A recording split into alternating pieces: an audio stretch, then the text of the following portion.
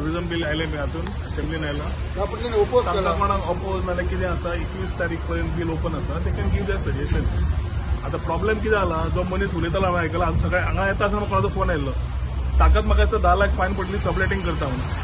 So जे लोक स्वता इलिगल करता म्हणून गॅम्बिटन आसा ते बिलाचे ऑपोज करतले for vested interest. But I am not the right person to comment today. I welcome them to send their suggestions, objections to the bill as of 21st. We will discuss post that. परत they are trying to mislead the people of Goa. ते 2% म्हणटा आम्ही सांगले क्लस्टरा खातीर तरी ते 2% म्हणटा.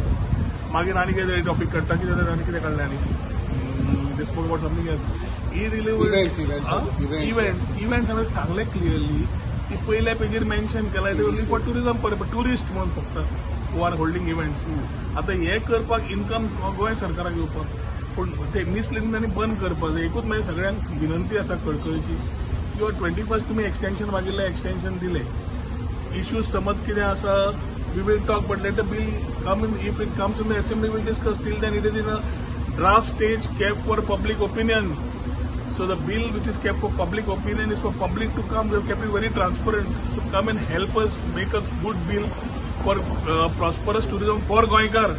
ते नवी भाषा सुरू जाल्या कितें काडलें गोंयकारांक न्ही म्हणून ताणें सांगून म्हाका खंयच्या गोंयकारांक न्ही आनी खंयच्या गोंयकारांक न्ही. So I think we are on the track. We will do it handle it.